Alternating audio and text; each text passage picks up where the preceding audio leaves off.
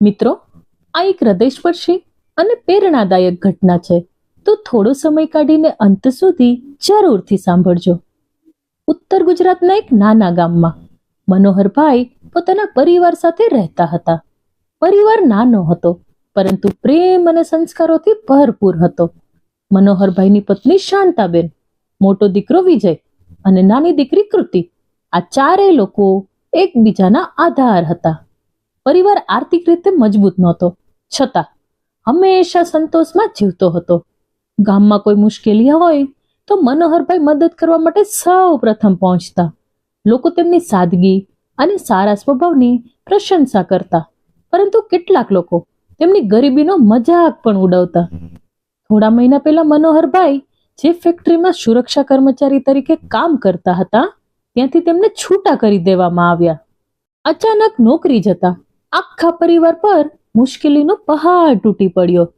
પરિવારનું ગુજરાન ચલાવવા માટે શાંતાબેન ગામની નજીક આવેલી એક મિલમાં કામ કરવા લાગ્યા. બીજી તરફ મનોહરભાઈ રોજ નવા કામની શોધમાં ભટકતા રહ્યા.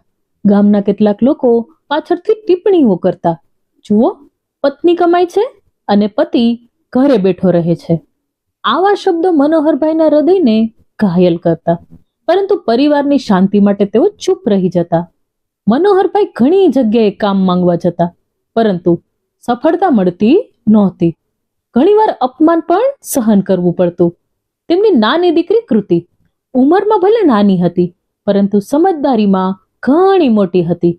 પિતાને ઉદાસ જોઈને તે કહેતી, પપ્પા, તમે ચિંતા ના કરો, હું મોટી થઈશ ને પછી તમને કોઈ સામે હાથ ફેલાવો નહીં પડે.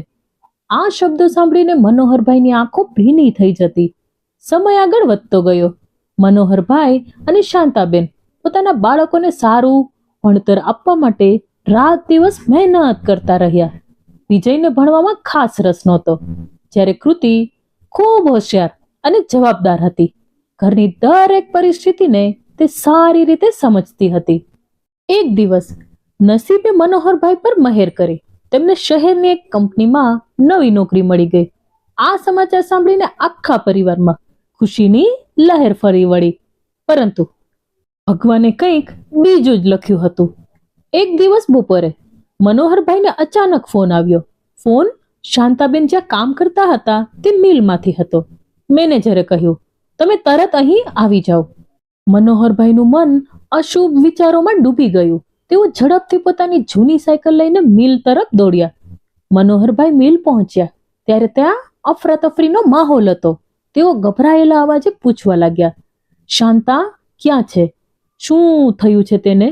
મેનેજરે ભારે હૃદયે કહ્યું, મનોહરભાઈ, મશીનમાં ટેકનિકલ ખામી સર્જાઈ હતી. અકસ્માત દરમિયાન શાંતાબેનને ગંભીર ઈજા પહોંચી છે. આટલું સાંભળતા જ મનોહરભાઈ હોસ્પિટલ તરફ દોડ્યા. પરંતુ જ્યારે તેઓ હોસ્પિટલ પહોંચ્યા ત્યારે ડોક્ટરે દુઃખદ સમાચાર આપ્યા. શાંતાબેન હવે આ દુનિયામાં નહોતા. આ સમાચાર સાંભળીને મનોહરભાઈ જાણે પથ્થર બની ગયા. એક ક્ષણમાં આખી દુનિયા ખાલી થઈ ગઈ. નાની કૃતિ અને વિજય માટે તો આ આઘાત અસહ્ય હતો. માતાનો પ્રેમ અને છત્રછાયા બંને એક સાથે છીનવાઈ ગયા. ઘરમાં હવે માત્ર એક જ આધાર હતો, મનોહરભાઈ. સમય પસાર થતો ગયો. મનોહરભાઈએ પોતાની ખુશીઓ, પોતાના સપના અને પોતાની જરૂરિયાતો બધું ભૂલીને બાળકોના ભવિષ્ય માટે મહેનત કરવાનું શરૂ કર્યું. કૃતિ દરરોજ પોતાના પિતાની મદદ કરતી. એક દિવસ તે પિતાને બોલી, પપ્પા, ભગવાને મમ્મીને અમારે પાસેથી દૂર કરી દીધી, પણ હું ક્યારેય તમને એકલા નહીં છોડું. આ શબ્દો સાંભળીને મનોહરભાઈએ દીકરીને હૃદયથી લગાવી દીધી. વર્ષો વીતી ગયા. વિજય હવે એક ખાનગી બેંકમાં નોકરી કરવા લાગ્યો હતો. કૃતિ પણ અભ્યાસ સાથે પાર્ટ ટાઈમ જોબ કરીને પિતાને મદદ કરતી હતી. બંને ભાઈ બહેન એક જ ઘરમાં મોટા થયા હતા, છતાં બંનેના સ્વભાવમાં ઘણો તફાવત હતો. કૃતિ વિનમ્ર, સંસ્કારી અને સહાનુભૂતિશીલ હતી, જ્યારે વિજય ધીમે ધીમે સ્વાર્થ તરફ વળી રહ્યો હતો. થોડા સમય પછી વિજયના લગ્ન રિદ્ધિ નામની યુવતી સાથે નક્કી થયા. રિદ્ધિ સમૃદ્ધ પરિવારમાં ઉછરેલી હતી. લગ્ન પછી ઘરમાં નવા સભ્યનું આગમન થયું, પરંતુ સાથે સાથે ઘરની શાંતિ ધીમે ધીમે ઓછી થવા લાગી. રિદ્ધિને મનોહરભાઈની સાદગી પસંદ નહોતી. તે ઘણી વાર તેમની વાતોને અવગણતી અને ક્યારેક તો સીધી અપમાન જ કરતી. મનોહરભાઈ હંમેશા શાંતિ જાળવવાનો પ્રયાસ કરતા. તેમને લાગતું સમય સાથે બધું સારું થઈ જશે, પરંતુ હકીકત તેની વિરુદ્ધ હતી. દિવસો પસાર થતા ગયા. રિદ્ધિનો સ્વભાવ વધુ કઠોર બનતો ગયો. વિજય પણ પત્નીના પ્રભાવ હેઠળ આવી ગયો.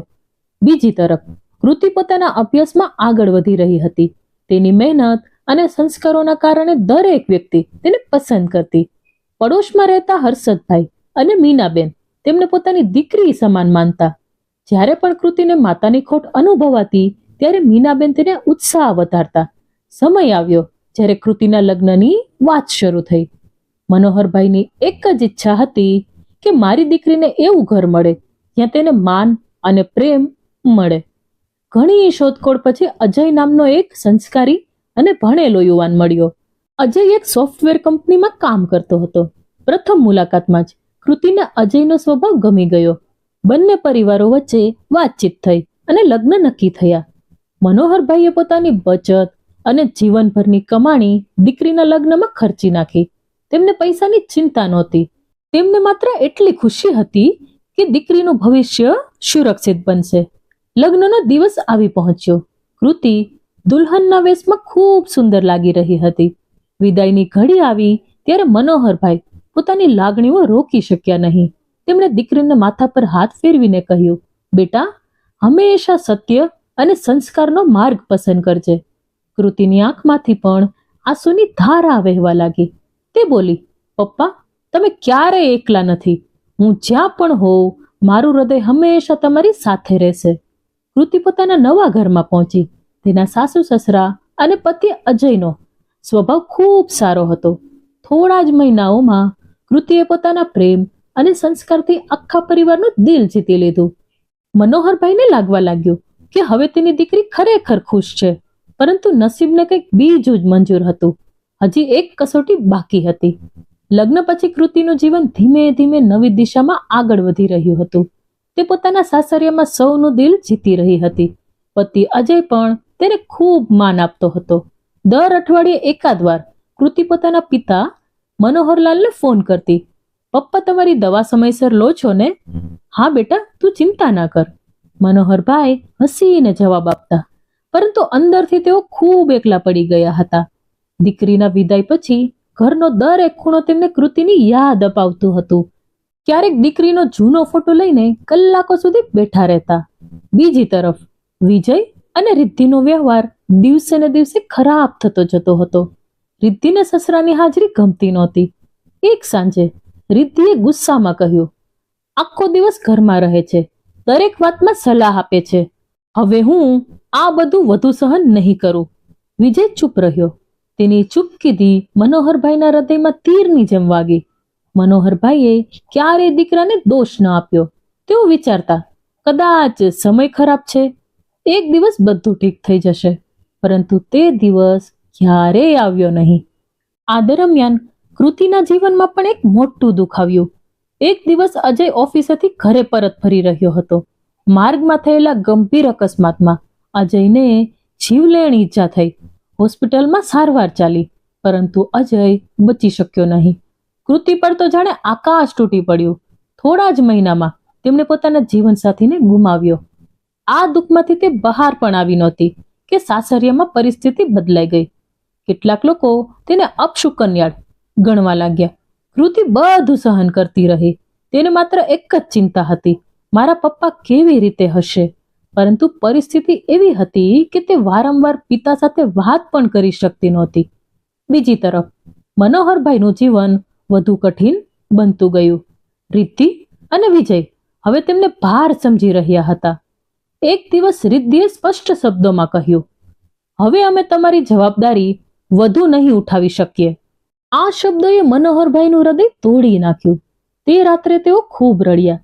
પત્નીની યાદ, દીકરીની ચિંતા અને દીકરાનું વર્તનનું દુઃખ બધું એક સાથે મનમાં ઘુમરાઈ રહ્યું હતું. સવાર થતાં જ તેમણે એક નિર્ણય લીધો. કોઈને કશું કહ્યા વગર તેઓ ઘર છોડીને નીકળી ગયા. ગામના મંદિર પાસે જઈને શાંતિથી બેસી રહ્યા. મંદિરના પૂજારી તેમના જૂના મિત્ર હતા. પૂજારીએ પૂછ્યું, મનોહરભાઈ, બધું ઠીક છે ને? મનોહરભાઈએ માત્ર એટલું જ કહ્યું, હવે ભગવાન જ મારો આધાર છે. દિવસ પસાર થતો ગયો. કોઈએ તેમની શોધખોળ કરી નહીં. વિજયને લાગ્યું પિતા કદાચ ક્યાંક ગયા હશે અને પાછા આવી જશે, પરંતુ મનોહરભાઈ પાછા આવવાના નહોતા. કેટલાક દિવસો પછી સતત તણાવ અને નબળી તબિયતના કારણે તેઓ મંદિર પાસે બેભાન થઈ ગયા. પૂજારીએ તરત હોસ્પિટલમાં ખસેડવાની વ્યવસ્થા કરી. પડોશી મીનાબેનને જાણ કરવામાં આવી. તેમણે કૃતિને ફોન કર્યો. કૃતિ, તરત હોસ્પિટલ પહોંચી જા, તારા પપ્પાની તબિયત ખૂબ ખરાબ છે. આ શબ્દો સાંભળતા જ કૃતિના પગ નીચેથી જમીન સરકી ગઈ. તે તરત જ હોસ્પિટલ તરફ નીકળી ગઈ. પહોંચતા સુધીમાં પરિસ્થિતિ વધુ ગંભીર બની ગઈ હતી. કૃતિ દોડતી દોડતી રૂમમાં પહોંચી, પરંતુ તે પહોંચે તે પહેલા જ મનોહરભાઈએ અંતિમ શ્વાસ લઈ લીધો હતો. કૃતિ પોતાના પિતાના પાર્થિવ શરીર પાસે બેસીને કૂટી કૂટીને રડવા લાગી. જીવનમાં પહેલીવાર તેને લાગ્યું કે તે ખરેખર એકલી પડી ગઈ છે. નર્સે કૃતિને એક કવર આપ્યું. આ તમારા પપ્પાએ તમારા માટે રાખ્યું હતું. કંપતા હાથે કૃતિએ કવર ખોલ્યું. અંદર એક પત્ર હતો. પત્રમાં લખ્યું હતું, મારી લાડકી કૃતિ, જો તું આ પત્ર વાંચી રહી છે તો કદાચ હું તારી સામે નથી. બેટા, જીવનભર મેં માત્ર એક જ પ્રયત્ન કર્યો હતો, મારા બાળકોને સુખી જોવાનો. મને ગર્વ છે કે તું હંમેશા સંસ્કાર અને સત્યના માર્ગ પર ચાલી. તારા લગ્ન માટે પૈસાની જરૂર હતી ત્યારે મેં મારી બધી બચત ખર્ચી નાખી, કારણ કે મારી ખુશી તારી ખુશીમાં જ હતી. મેં ક્યારેય નથી ઈચ્છ્યું કે મારા કારણે તું દુઃખી થા, તેથી મેં મારા દુઃખો હંમેશા છુપાવ્યા. બેટા, એક વાત યાદ રાખજે, માણસની સાચી સંપત્તિ પૈસા નથી, પરંતુ તેના સંસ્કાર છે. હંમેશા ખુશ રહેવાનો પ્રયત્ન કરજે. મારા આશીર્વાદ સદા તારી સાથે રહેશે. તારા પપ્પા. પત્ર વાંચીને કૃતિ રડી પડી. તેને સમજાઈ ગયું કે પિતાએ આખું જીવન પોતાના સંતાનો માટે જ જીવ્યું હતું. પોતાના દુઃખો ક્યારેય કોઈને બતાવ્યા નહોતા. મનોહરભાઈના અંતિમ સંસ્કાર બાદ કૃતિએ એક મહત્વનો નિર્ણય લીધો. તેણે પોતાના પિતાના નામે એક નાની સેવા સંસ્થા શરૂ કરી, જ્યાં વૃદ્ધ અને નિરાધાર લોકોને મદદ કરવામાં આવતી. વર્ષો વીતી ગયા. આજે કૃતિ સમાજમાં એક સન્માનિત મહિલા તરીકે ઓળખાય છે. જ્યારે પણ કોઈ વૃદ્ધ વ્યક્તિને મદદ કરે છે ત્યારે તે મનમાં પોતાના પિતાને યાદ કરે છે. તે ઘણીવાર કહે છે, દુનિયામાં ઘણા લોકો ભગવાનને શોધે છે, પરંતુ મને તો ભગવાન મારા પિતાના રૂપમાં મળ્યા હતા. મિત્રો, માતા પિતા જીવનભર પોતાના સંતાનો માટે ત્યાગ કરતા રહે છે. તેમનો પ્રેમ અને બલિદાન ક્યારેય ભૂલવું જોઈએ નહીં. જે ઘરમાં માતા પિતાનું સન્માન થાય છે ત્યાં સુખ અને શાંતિ હંમેશા વસે છે. આ વાર્તાનો સંદેશ માત્ર એટલો જ છે કે જીવનમાં ગમે તેટલા વ્યસ્ત બનીએ, પરંતુ પોતાના માતા પિતાની લાગણીઓ અને જરૂરિયાતને ક્યારેય અવગણવી નહીં. મિત્રો, દુનિયામાં જો કોઈ નિસ્વાર્થ પ્રેમ કરે છે ને તો તે માતા પિતા છે. એક બાળક જ્યારે આ દુનિયામાં આવે છે ને ત્યારે સૌથી પહેલા તેની ખુશી માટે જે બે લોકો પોતાના સપનાનો ત્યાગ કરે છે ને તે માતા પિતા છે. માતા 9 મહિના સુધી અસંખ્ય પીડાઓ સહન કરીને સંતાનને જન્મ આપે છે, જ્યારે પિતા આખી જિંદગી પોતાની ઈચ્છાઓને દબાવીને સંતાનના ભવિષ્ય માટે મહેનત કરે છે. માતા પિતા ક્યારેય પોતાના સંતાનો પાસેથી કોઈ મોટી અપેક્ષા રાખતા નથી. તેઓ માત્ર એટલું જ ઈચ્છે છે કે તેમનું સંતાન સુખી રહે, આગળ વધે અને સમાજમાં સારું નામ કમાય. ઘણી વખત માતા પિતા પોતે જૂના કપડાં પહેરી લે છે, પોતાની જરૂરિયાતો અધૂરી રાખે છે, પરંતુ પોતાના સંતાનોની દરેક ઈચ્છા પૂરી કરવાનો પ્રયાસ કરે છે. એક પિતા રાત દિવસ મહેનત કરીને પરિવારનું ભરણ પોષણ કરે છે. ઘણી વખત તે પોતાની પીડા, પોતાની બીમારી, પોતાની મુશ્કેલીઓ પણ સંતાનોને જણાવતા નથી, કારણ કે તેને ડર હોય છે કે તેના બાળકો ચિંતિત થઈ જશે.